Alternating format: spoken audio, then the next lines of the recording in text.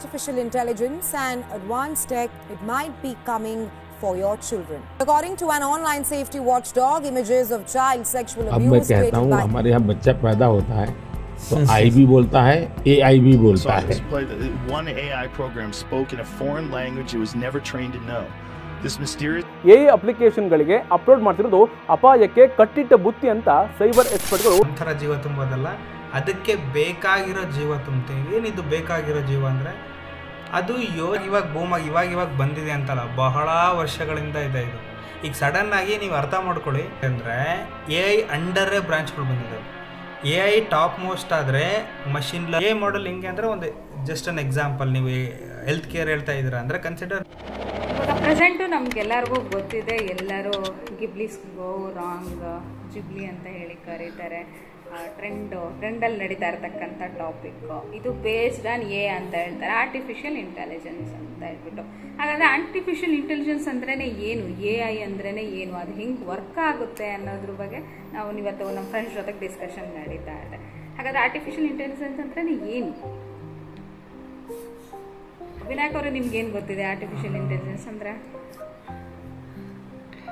Okay, as a basic term ಹೇಳಬೇಕು ಅಂದರೆ common ಆಗಿ AI ಆರ್ಟಿಫಿಷಿಯಲ್ ಹೆಸರಲ್ಲೇ ಇದೆ. It is not real, it is a artificial intelligent. ಅಂದರೆ ಈಗ ಮನುಷ್ಯ ನಾವೇನು ಥಿಂಕ್ ಮಾಡ್ತೀವಿ ಅದನ್ನು ನಾವು ರಿಯಲ್ ಅಂತ ಕನ್ಸಿಡರ್ ಮಾಡ್ಬೋದು, ಬಟ್ ಇದು ಮನುಷ್ಯ ಅಲ್ಲ, ಏನೋ ಒಂದು ಯೋಚನೆ ಮಾಡ್ತಾ ಇದೆ, ಆರ್ಟಿಫಿಷಿಯಲ್ ಆಗಿ ಏನೋ ಒಂದು ಯೋಚನೆ ಮಾಡ್ತಾ ಇದೆ ಅಂತ ಈ ಥರ ಸಿಂಪಲಾಗಿ ಹೇಳ್ಬೋದು ನಾವು ಆರ್ಟಿಫಿಷಿಯಲ್ ಇಂಟೆಲಿಜೆನ್ಸ್. ಆರ್ಟಿಫಿಷಿಯಲ್ ಇಂಟೆಲಿಜೆನ್ಸ್ ಅಂದರೆ ಕ್ರಿಯೇಟ್ ಆಗಿರೋವಂಥದ್ದು, ಆರ್ಟಿಫಿಷಿಯಲಾಗಿ ಕ್ರಿಯೇಟ್ ಆಗಿರೋಂಥ intelligence. Exactly, it is not ಅಂದರೆ ಈಗ ಅದಕ್ಕೆ ಈಗ ಒಂದು ಪ್ರಾಣಿ ಆಗಿರ್ಬೋದು, ಒಂದು ಪಕ್ಷಿ ಆಗಿರ್ಬೋದು, ಒಂದು ಮನುಷ್ಯ ಆಗಿರ್ಬೋದು, ಏನಾರು ಒಂದು ಕೆಲಸ ಮಾಡೋದಕ್ಕಿಂತ ಮುಂಚೆ ಸ್ವಲ್ಪ ಯೋಚನೆ ಮಾಡ್ತಾನೆ, ಅವನಿಗೆ ಲೈಫ್ ಇದೆ, ಜೀವ ಇದೆ. ಬಟ್ ಈ ಆರ್ಟಿಫಿಷಿಯಲ್ ಇಂಟೆಲಿಜೆನ್ಸ್ ಅಂದರೆ ಮಷಿನ್ ಅಷ್ಟೇ, ಸಿಂಪಲ್ ಆಗಿ ಹೇಳಬೇಕು ಅಂದರೆ ಮಷಿನ್. ಬೇರೆಯವರು ಬೇರೆ ಏನು ಒಪಿನಿಯನ್ ಸಿಗ್ಬೋದು ನಮಗೆ ಆರ್ಟಿಫಿಷಿಯಲ್ ಇಂಟೆಲಿಜೆನ್ಸ್ ಬಗ್ಗೆ? ಒಂದು ಲೈಕ್ ನಾವು ಏನು ಮನುಷ್ಯರು ಯೋಚನೆ ಮಾಡಿ ಒಂದು ಕೆಲಸ ಮಾಡ್ತೀವಿ, ಆ ಯೋಚನೆನ ಮೊದಲೇ ನಾವು ಆ ಮಿಷಿನ್ಗೆ ತುಂಬಿರ್ತೀವಿ, ಯಾವ ಥರ ಯೋಚನೆ ಮಾಡಬೇಕು ಅಂತೇಳಿ. ಸೊ ವಿತೌಟ್ ಹ್ಯೂಮನ್ ಅಂದರೆ ನಮ್ಮ ಮನುಷ್ಯನ ಸಹಾಯ ಇಲ್ಲದರೆ ತನ್ನಷ್ಟಿಗೆ ತಾನೇ ಯೋಚನೆ ಮಾಡಿ ಒಂದು ಔಟ್ಪುಟನ್ನು ಕೊಡೋವಂಥದ್ದು ಒಂದು ಆರ್ಟಿಫಿಷಿಯಲ್ ಇಂಟೆಲಿಜೆನ್ಸ್ ಅಂತ ನಾವು ಹೇಳ್ಬೋದು. ಎಕ್ಸಾಕ್ಟ್ಲಿ ಇಂಟೆಲಿಜೆನ್ಸ್ ಅಂದರೆ ಗೊತ್ತಾಯ್ತು. ಎಕ್ಸಾಕ್ಟ್ಲಿ ಕರೆಕ್ಟ್, ಮನೋಹರ್ ಹೇಳಿದ್ದು ಎಕ್ಸಾಕ್ಟ್ಲಿ ಕರೆಕ್ಟ್. ಅದು ಅಂದರೆ ಅದಕ್ಕೆ ಜೀವ ಇರೋದಿಲ್ಲ, ನಾವು ಅದಕ್ಕೆ ಜೀವ ತುಂಬ್ತೀವಿ. ಏನಂದರೆ ನಮ್ಮ ಥರ ಜೀವ ತುಂಬೋದಲ್ಲ, ಅದಕ್ಕೆ ಬೇಕಾಗಿರೋ ಜೀವ ತುಂಬ್ತೀವಿ. ಏನಿದು ಬೇಕಾಗಿರೋ ಜೀವ ಅಂದರೆ ಅದು ಯೋಚನೆ ಮಾಡಿ ಮುಂದೆ ಕನ್ಸಿಡರ್. ಈಗ ಒಂದು ನಾವು ಕೆಲಸ ಹೇಳ್ಕೊಡ್ತೀವಿ, ಒಬ್ಬ ಮನುಷ್ಯಗೆ ಒಂದು ಕೆಲಸ ಹೇಳ್ಕೊಡ್ತೀವಿ, ಅವನು ಅದನ್ನು ಕಲಿತು ಮಾಡ್ತಾ ಇರ್ತಾನೆ, ರೈಟ್? ಅವನಿಗೆ ಒಂದು ಸರಿ ಹೇಳ್ಬೋದು, 2 ಸರಿ ಹೇಳ್ಬೋದು, 3 ಸರಿ ಹೇಳ್ಬೋದು, ಅವನು ಆಮೇಲೆ ಪಕ್ಕ ಆಗ್ತಾನೆ, ಪಂಟ ಆಗ್ತಾನೆ ಅದರಲ್ಲಿ. ಈಗ ಅದೇ ಥರ ನಾವು ಮನುಷ್ಯಂಗೆ ಕಲಿಸೋ ಬದಲು ಒಂದು ಮಷಿನ್ನಿಗೆ, ಯಾವುದಾದ್ರೂ ಒಂದು ಮಷಿನ್ನಿಗೆ ಕಲಿಸ್ತೀವಿ. ಏನಿದು ಮಷಿನ್, ಆವಾಗಲಿಂದ ಮಷಿನ್ ಅಂತ ಹೇಳಿ ಯಾವುದಾಗಿರ್ಬೋದು ಮಷಿನ್. ನೀವು ಕಂಪ್ಯೂಟರ್ ತಗೊಳ್ಳಿ, ಅದು ಬೇಡ, ಇನ್ನೂ ಸಿಂಪಲಾಗಿ ಹೇಳ್ಬೇಕಂದ್ರೆ ಯೂಟ್ಯೂಬೇ ತೊಗೊಳ್ಳಿ. ಈಗ ನಾವು ಈಗ ನೋಡ್ತಾ ಇದ್ದಾರಲ್ಲ ವಿಡಿಯೋ, ಯೂಟ್ಯೂಬೇ ತೊಗೊಳ್ಳಿ. ಹಿಂಗೆ ಇದು ವರ್ಕ್ ಆಗುತ್ತೆ ಅಂದರೆ ಕನ್ಸಿಡರ್ ನೀವೊಂದು ಯೂಟ್ಯೂಬ್ ನೋಡ್ತಾ ಇರ್ತೀರ, ಯಾವುದೋ ಒಂದು ಕನ್ನಡ ಸಾಂಗ್ ಬಗ್ಗೆ ನೋಡ್ತಾ ಇರ್ತೀರ, ಕನ್ನಡ ಸಾಂಗ್ಗಳು ನೋಡ್ತಾ ಇರ್ತೀರ. ಓಕೆ, ನಿಮ್ಮ ಟೈಮ್ ಆಯಿತು, ನೀವು ಆಚೆ ಕಡೆ ಹೋದರೆ ಮತ್ತೆ 1 hour 2 hour ಅಥವಾ 1 day ಆದಮೇಲೆ ಬಂದು ಬಿಟ್ಟು ನೋಡ್ತೀರ. ನೀವು ಯೂಟ್ಯೂಬು ಸ್ಕ್ರೋಲ್ ಮಾಡ್ತಿದ್ದಂಗೆ ಬೇಸ್ಡ್ ಆನ್ ನೀವೇನೇನು ಹಿಂದೆ ನೋಡಿದ್ದೀರಾ ಅದನ್ನು ತಿಳ್ಕೊಂಡು ಅದನ್ನು ಯೋಚನೆ ಮಾಡಿಕೊಂಡು ನಿಮಗೆ ಇವಾಗ ಸಜೆಷನ್ಸ್ ಕೊಡ್ತಾ ಇರುತ್ತೆ. ಈಗ ನೀವು ಇಂಗ್ಲಿಷ್ ಅಂದರೆ ಇವಾಗ ನಾವೇನಾದರೂ ಫುಡ್ ರಿಲೇಟೆಡ್ ನೋಡಿದ್ರೆ ಬರೀ ಈ ಫುಡ್ಡನ್ನೇ ತೋರಿಸೋದು, ಆ ಥರ ಫೀಡ್ ಕೊಡ್ತಾ ಇರುತ್ತೆ ಅದೇನೆ. ಎಕ್ಸಾಕ್ಟ್ಲಿ. ಈಗ ನೀವೇನಾದ್ರೂ ಅನಿಮಲ್ ಚಾನಲ್ ನೋಡ್ತೀರಾ, ಅದ್ರ ಬಗ್ಗೆನೇ ಜಾಸ್ತಿ ಕೊಡ್ತಾ ಇರ್ತೀವಿ. ಅದೇ ಯೂಟ್ಯೂಬ್ ಅನ್ನಿದ್ದು ಒಂದು ಜಸ್ಟ್ ಅನ್ ಎಕ್ಸಾಂಪಲ್, ಯಾವಾಗಲೂ ಯೂಟ್ಯೂಬಲ್ಲೇ ಆಗುತ್ತಾ ಆತಲ್ಲ. ನೀವು ಇನ್ಸ್ಟಾಗ್ರಾಮ್ ಪಾಪ್ಯುಲರ್, ಇನ್ಸ್ಟಾಗ್ರಾಮ್ ಇದೆ, ಫೇಸ್ಬುಕ್ ಇದೆ, ಇವೆಲ್ಲದೂ ಕೂಡ AI ಆಗಿದೆ, AI ಸಪೋರ್ಟ್. ಬಟ್ ನಮಗೆ ವಿಸಿಬಿಲಿಟಿಯಾಗಿ ಗೊತ್ತಾಗಲ್ಲ. ಈಗ ನೀವು ಯೂಟ್ಯೂಬ್ ಮ್ಯೂಸಿಕ್ ಆಗಿರ್ಬೋದು, ಸ್ಪಾಟಿಫೈ ಆಗಿರ್ಬೋದು, ಯಾವುದಾದ್ರೂ ಆಗಿರ್ಬೋದು, ಯಾವುದು ಡಿಪೆಂಡೆಂಟ್ ಆಗಲ್ಲ, ಎಲ್ಲದೂ ಕೂಡ ನಿಮ್ಮದು ಏನು ಅವ್ರ ಡೇಟಾ ತುಂಬಿರ್ತಾರೆ. ಈಗ ಒಬ್ಬ ಮನುಷ್ಯನ ಬಿಹೇವಿಯರ್ ಕನ್ಸಿಡರ್, ನಾನು ಕನ್ನಡ ಸಾಂಗ್ ನೋಡ್ತೇನೆ, ಅವನ ಬಿಹೇವಿಯರ್ ಮೇಲೆ ನೋಡ್ಕೊಂಡು ಅದು ಯೋಚನೆ ಮಾಡಿ ಫ್ಯೂಚರಲ್ಲಿ ಇವನಿಗೆ ಇದು ಇಷ್ಟ ಆಗಬಹುದು, ಇವನಿಗೆ ಇದು ಇಷ್ಟ ಆಗಲ್ಲ. ನೀವು ಕನ್ನಡ ಸಾಂಗೇ ಜಾಸ್ತಿ ನೋಡ್ತಾ ಇದ್ದೀರಾ ಅಂದರೆ ಅದು ಏನಕ್ಕೆ ತಮಿಳ್ ಸಾಂಗ್ ಕೊಡುತ್ತೆ, ಅಲ್ಲೊಂದು ಇಲ್ಲೊಂದು ಕೊಡಬಹುದು. ಏನಕ್ಕೆ ಹಿಂಗೆ ಕೊಡ್ಬೋದು ಅಲ್ಲೊಂದು ಕನ್ಸಿಡರ್. ಈಗ ಮೆಲೋಡಿ ಸಾಂಗ್ ನೋಡ್ತಾ ಇದ್ದೀರಾ ಕನ್ನಡದಲ್ಲಿ, ತಮಿಳಲ್ಲೂ ಮೆಲೋಡಿ ಸಾಂಗ್ ಇದ್ದಾವೆ, ತೆಲುಗಲ್ಲೂ ಮೆಲೋಡಿ ಸಾಂಗ್ ಇದ್ದಾವೆ. ಆ ಮೆಲೋಡಿ ಸಾಂಗ್ ರಿಲೇಟೆಡ್ ಕೊಡುತ್ತೆ. ಅದನ್ನು ಬಿಟ್ಟು ಇನ್ನೊಂದು ಡಿಫ್ರೆಂಟ್ ಪ್ಯಾಥೋ ಸಾಂಗ್ ಕೊಡೋದಿಲ್ಲ ನಮಗೆ. ಸೊ ಇದು basic simple of artificial intelligence. ಅಂದರೆ ನೀವು ಆಲ್ಮೋಸ್ಟ್ ಈಗ ನೀವು ಇಂಟರ್ನೆಟ್ ವರ್ಲ್ಡಲ್ಲಿ ಇದ್ದೀರಾ ಅಂದರೆ ಮ್ಯಾಕ್ಸಿಮಮ್ 80 to 90% ಆಫ್ ನೀವೇನು ಇಂಟರ್ನೆಟ್ ಯೂಸ್ ಮಾಡ್ತಾ ಇದ್ದೀರಾ ಅದರಲ್ಲೆಲ್ಲದರಲ್ಲೂ ಕೂಡ ಆರ್ಟಿಫಿಷಿಯಲ್ ಇಂಟೆಲಿಜೆನ್ಸ್. ಅಂದರೆ ಆರ್ಟಿಫಿಷಿಯಲ್ ಇಂಟೆಲಿಜೆನ್ಸ್ ಸಿಂಪಲ್ ಆಗಿ ಹೇಳಬೇಕು, ಮನುಷ್ಯಗಿಂತ ಜಾಸ್ತಿ ಆಕ್ಯುಪೈ ಆಗಿದೆ ಸ್ಪೇಸ್ ಅಂತ ಹೇಳ್ಬೋದು. ಎಕ್ಸಾಕ್ಟ್ಲಿ 100% ಆಗಿರುತ್ತೆ. ಸೊ ಆ್ಯಂಡ್ ಒನ್ ಮೋರ್ ಇನ್ನೊಂದು ಏನಪ್ಪ ಅಂದರೆ ಆರ್ಟಿಫಿಷಿಯಲ್ ಇಂಟೆಲಿಜೆನ್ಸ್ ಈಗ ಇತ್ತೀಚೆಗೆ ನಮಗೆ ತುಂಬ ಜಾಸ್ತಿ ಸೌಂಡ್ ಆಗ್ತಿದೆ. ಬಟ್ ನೀವು ಒಂದು 5 years 10 years ಬ್ಯಾಕ್ ಹೋದಾಗಲೂ ಆರ್ಟಿಫಿಷಿಯಲ್ ಇಂಟೆಲಿಜೆನ್ಸ್ ಇತ್ತು. ನೀವು ಜನರಲಾಗಿ ಎ ಟಿ ಎಮ್ಗೆ ಹೋದರೆ ನೀವು ಒಂದು 200 rupees ಅಂದರೆ ನೀವು ತೊಗೋಬೇಕು ದುಡ್ಡು ಅಂದರೆ, ಅಥವಾ 500 ಅಂದರೆ ಆಟೋಮೆಟಿಕ್ ಕೊಡುತ್ತೆ 500. ಸೊ ಅಲ್ಲಿ ಕೂಡ ಆರ್ಟಿಫಿಷಿಯಲ್ ಇಂಟೆಲಿಜೆನ್ಸ್ ಬುದ್ಧಿವಂತಿಕೆ ವರ್ಕ್ ಆಗ್ತಿದೆ. ಅಂದರೆ ನಾವು ಮೊದಲೇ ಫೀಡ್ ಮಾಡಿರ್ತೀವಿ, ನಿಮಗೆ 500 rupees ಬೇಕು ಅಂದರೆ 500 rupeesನ ಸ್ಕ್ಯಾನ್ ಮಾಡಿ, ಸೊ ಇದು 500 rupees ಅಂತ ಅದು ಮೆಷಿನ್ ವರ್ಕ್ ಮಾಡಿ ನಮಗೆ ಅದನ್ನ ಕೊಡ್ತಿದೆ. ಬಟ್ ಅವಾಗ ನಾವು ಅಷ್ಟೊಂದು ಆರ್ಟಿಫಿಷಿಯಲ್ ಇಂಟೆಲಿಜೆನ್ಸ್ ಅಂದರೆ ನಾವು ಅಷ್ಟೊಂದು ಇದಿರಲಿಲ್ಲ. ಬಟ್ ಯಾವಾಗ ಈಗ ರೀಸೆಂಟಲ್ಲಿ ಈಗ ಚಾಟ್ GPT ಮತ್ತು ಡೀಪ್ ಸೇಕು ಮತ್ತೊಂದು ಎಲ್ಲ ಬಂತಲ್ಲ, ಸೊ ಅವಾಗ ಡೆವಲಪ್ ಆಗ್ತಿದೆ ಅಂತ ಒಂದನ್ನು ನಾವು ತಿಳ್ಕೊಂಡ್ವಿ. ಬಟ್ ಆರ್ಟಿಫಿಷಿಯಲ್ ಇಂಟೆಲಿಜೆನ್ಸ್ ಇತ್ತು, ನಮ್ಮ ದೇಶದಲ್ಲೂ ಇತ್ತು, ನಾವು ಕೂಡ ಯೂಸ್ ಹೌದು. ಇದು ಕನ್ಸಿಡರ್ ಏನು 2-3 ವರ್ಷದಿಂದ ಬೂಮ್ ಆಗಿರ್ಬೋದು ಹೊರತು ಇದೇನು ಇವಾಗ ಬೂಮ್ ಆಗಿ ಇವಾಗ ಬಂದಿದೆ ಅಂತಲ್ಲ, ಬಹಳ ವರ್ಷಗಳಿಂದ ಇದೆ ಇದು. ಈಗ ಸಡನ್ನಾಗಿ ನೀವು ಅರ್ಥ ಮಾಡ್ಕೊಳ್ಳಿ, ಚಾಟ್ GPT ಸಡನ್ನಾಗಿ ಬರೋಕ್ಕೆ ಸಾಧ್ಯವೇ ಇಲ್ಲ. ಇದ್ರ ಹಿಂದೆ ಬ್ಯಾಕ್ಗ್ರೌಂಡ್ ವರ್ಕ್ ನಡ್ಕೊಂತ ಬಂದಿದೆ. ಅದರ ಮೇಲೆ ಈಗ ಸಾಮಾನ್ಯ ಜನರಿಗೆ AI ಅನ್ನೋದ್ರ ಬಗ್ಗೆ ಗೊತ್ತಿದೆಯೋ ಇಲ್ಲ, ಚಾಟ್ GPT ಬಗ್ಗೆ ಎಲ್ಲ ಜನಸಾಮಾನ್ಯರಿಗೂ ಗೊತ್ತಿದೆ. ಅದು ಒಂದು ಕನ್ಫರ್ಮ್. ಯಾಕೆಂತಂದ್ರೆ ರೀಸೆಂಟ್ ಟ್ರೆಂಡಿಂಗ್ ಅನ್ಸುತ್ತೆ, ಎಲ್ಲರೂ ಫ್ಯಾಮಿಲಿ ಫೋಟೋ ಹಾಕೋದು ಜಿಬ್ಲಿ, ಟ್ರಿಪ್ ಹೋಗೋದು ಜಿಬ್ಲಿ. ಹೌದು, ಎಕ್ಸಾಕ್ಟ್ಲಿ. ಈಗ ಮೊದಲೆಲ್ಲ ನಾವು ಈಗ ಯಾರಾದರೂ ಗೊತ್ತಿಲ್ಲ ಅಂತೇಳಿ ಏನಾರು ಈಗ ಆನ್ಸರ್ ಹುಡುಕ್ಬೇಕಾಗಿರುತ್ತೆ, ಯಾರಿಗಾರು ಗೊತ್ತಿಲ್ಲ ಅಂತ ಹೇಳಿದ್ರೆ, ಇನ್ನೊಂದು ಮಾಡಿಲ್ಲ ಅಂತ ಹೇಳಿದ್ರೆ ಅವ್ರೇನಂದ್ರು ಗೂಗಲ್ ಮಾಡೋ ಅನ್ನೋರು. ಇವಾಗ ಗೂಗಲ್ ಮಾಡೋ ಅಂತಾರೆ, ಅದ್ರ ಜೊತೆಗೆ ಚಾಟ್ GPTನೂ ಮಾಡಪ್ಪ. ಅದು ಗೂಗಲ್ ಮಾಡಿದ್ರೆ ಏನೇನು ಇಂಟರ್ನೆಟಲ್ಲಿದೆ ಅದು ಕೊಡುತ್ತೆ.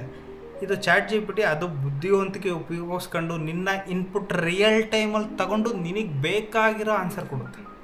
ಸಿಂಪಲ್ ಆಗಿ ಹೇಳಬೇಕು ಅಂದ್ರೆ ಅದು ಚಾಟ್ GPT ಥರ ಬಹಳಷ್ಟು ಇದೆ. ಅದು ಪಾಪ್ಯುಲರ್. ಹೇಳ್ತಾ ಇರೋದು ನೋಡಿದ್ರೆ it is not in one field ಅನ್ಸುತ್ತೆ. ಯಾವೆಲ್ಲ ಫೀಲ್ಡ್ ಅಲ್ಲಿ ಇದೆ ಚಾಟ್ GPT ಆಗಿದ್ರೆ? ಚಾಟ್ GPT ಅನ್ನೋದಕ್ಕಿಂತ AI ಅಂತ ನೀವು ಸುತ್ತಮುತ್ತ ತಿರುಗಿ ಎಲ್ಲಿ ಎಲೆಕ್ಟ್ರಾನಿಕ್ ಗೆಜೆಟ್ಸ್, ಎಲೆಕ್ಟ್ರಾನಿಕ್ ಡಿವೈಸಸ್ ಇದೆಯೋ 80 to 90% ಅದು ಕಂಪ್ಯೂಟರ್ ಆಗುತ್ತೆ. 80 to 90%. ಈಗ ನಿಮಗೆ ಏನೋ ಇದರಲ್ಲಿ ಹೋಗ್ತಾ ಇರ್ತೀರ, ಟ್ರೈನಲ್ಲಿ ಹೋಗ್ತಾ ಇರ್ತೀರ, ಅದು ನಿಮಗೆ ಈಗ ಫುಡ್ ಆ್ಯಪು ನೀವೇನೋ ಈಗ ಇದನ್ನು ಮಾಡ್ತಾ ಇರ್ತೀರ. ಕನ್ಸಿಡರ್ ಈಗ ನೀವು ಸ್ವಿಗ್ಗಿನೋ ಝೊಮ್ಯಾಟೊ ಮಾಡ್ತಾ ಇರ್ತೀರ. ಮೊದಲೆಲ್ಲ ಬಂದ್ಬಿಟ್ಟು ಟ್ರೈನಿಗೆ ಡೆಲಿವರಿ ಕೊಡ್ತಾ ಇರಲಿಲ್ಲ, ಟ್ರೈನ್ ಡೆಲಿವರಿ ಕೊಡ್ತಾ ಇರಲಿಲ್ಲ. ಇವಾಗ ನೋಡಿ, ನೀವು ಟ್ರೈನಲ್ಲಿ ಕುತ್ಕೊಂಡು ನಾವು ಸ್ವಿಗ್ಗಿ ಝೊಮ್ಯಾಟೊನ ಆರ್ಡರ್ ಮಾಡ್ಬೋದು. ಅಂದರೆ ಹೆಂಗಿದೆ ಡ್ರಾಸ್ಟಿಕಲಿ ಹೆಂಗೆ ಚೇಂಜ್ ಆಯಿತು ಅಂತ ಹೇಳ್ಬೋದು. ಇಲ್ಲ, ಅದು ಟ್ರೈನ್ ಟ್ರ್ಯಾಕ್ ಬರುತ್ತೆ, ಇದನ್ನು ಟ್ರ್ಯಾಕ್ ಬರುತ್ತೆ. ಮೇನ್ ಫ್ರೇಮಿಗೆ ನಮಗೆ ಅಷ್ಟೇ ಕಾಣೋದು ಅದರಲ್ಲಿ. But back of the frame ಸಿಕ್ಕಾಬಟ್ಟೆ ಡೆವಲಪ್ ಆಗಿದೆ. ಸುಮ್ಮನೆ ಈಗ ಆ ಕೋಚ್ಗೆ ಎಕ್ಸಾಕ್ಟ್ ಅವ್ನು ಕರೆಕ್ಟಾಗಿ ಬಂದ ತಕ್ಷಣ ಆ ಕೋಚಿಗೆ ಅವನಿಗೆ ಡೆಲಿವರ್ ಮಾಡ್ತಾನೆ. How can it be possible? ಕರೆಕ್ಟಾಗಿ ಇಲ್ಲೇ ಕೋಚ್ ನಿಲ್ಲುತ್ತೆ. ಅದೆಲ್ಲ ಲರ್ನಿಂಗ್. ಅದು ಈಗ ಒಂದು ನೀವು ಅರ್ಥ ಮಾಡ್ಕೋಬೋದು, ಒಂದು ಟ್ರೈನಲ್ಲಿ ಕೋಚ್ ಪೊಸಿಷನ್ ಅಂತ ಒಂದು ಕಾನ್ಸೆಪ್ಟ್ ಇದೆ. ಏನು ಕೋಚ್ ಪೊಸಿಷನ್ ಅಂದರೆ C1 ಎಲ್ಲಿ ಬರುತ್ತೆ, C2 ಎಲ್ಲಿ ಬರುತ್ತೆ, D1 ಎಲ್ಲಿ ಬರುತ್ತೆ, D2 ಎಲ್ಲಿ ಬರುತ್ತೆ. ಈ ಸುಮ್ಮನೆ ಬಂದು ರ್ಯಾಂಡಮಾಗಿ ನಿಲ್ಲಲ್ಲ ಅದು ಇವನ್ ಈಗ ನಾವೇನೀಗ ಟ್ರೈನ್ ಹತ್ತದ ಕೂಡಲೇ ಸ್ಯಾಟಲೈಟಲ್ಲಿ ಅಪ್ಗ್ರೇಡ್ ಆಗುತ್ತೆ. ಈ ಕೋಚು ಇಲ್ಲೇ ಇದೆ, ಈ ಕೋಚಲ್ಲೂ ಇಲ್ಲಿದೆ. ಬಟ್ ಒಂದು ಅರ್ಥ ಮಾಡ್ಕೊಳ್ಳಿ, ಯಾವಾಗಲೂ ಅದೇ ರೂಟಲ್ಲಿ ಅದೇ ಒಂದಾದ್ಮೇಲೆ ಒಂದು ಇರೋದಿಲ್ಲ, ಒಂದು ಮಿಸ್ ಮ್ಯಾಚ್ ಆಗ್ತಾ ಇರುತ್ತೆ. ಈಗ ಮಿಸ್ ಮ್ಯಾಚ್ ಆಗಿದ್ರೆ ಇವನಿಗೆ ಸ್ವಿಗ್ಗಿ ಡೆಲಿವರಿ ಆ್ಯಪನಿಗೆ ಅವನಿಗೆ ಹೆಂಗೆ ಗೊತ್ತಾಗುತ್ತೆ ಇವನು ಇದೇ ಕೋಚಲ್ಲಿ ಇದೇ ಕೋಚಲ್ಲಿ? ಅವನಿಗೂ ಗೊತ್ತಾಗಲ್ಲ. ಆವಾಗ ಪ್ರೆಡಿಕ್ಷನ್ ಅಂತ ಒಂದು ಕಾನ್ಸೆಪ್ಟ್ ಬರುತ್ತೆ. ಪ್ರೆಡಿಕ್ಟ್ ಮಾಡುತ್ತೆ AI. ಅಂದರೆ ಇದು ಇರಬಹುದು. ಪ್ರಾಬಬಿಲಿಟಿ ಅಂತ ಕೇಳಿದ್ದೀರಾ?